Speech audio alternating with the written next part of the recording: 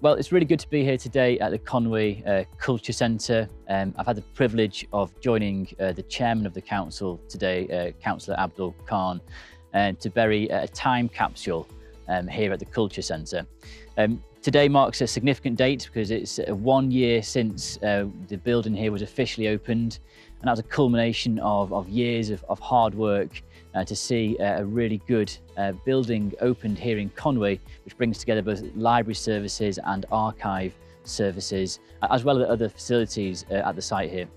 So within that time capsule, there's been some audio recordings. There's been some recording of some of the experiences actually through the last year of COVID-19. Some of our library staff have had to work through, and what residents have had to experience as well.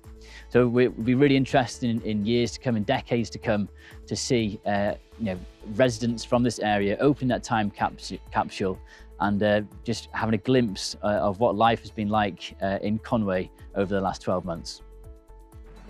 It gives me a great pleasure to attend here today on the first anniversary of the opening of Conwy Cultural Centre to bury the time capsules. The site is very special to me as I remember this as a former Ysgol Bodlondeb, and during my time of Aberconwy I used to pass here regularly, so it brings happy memories for me.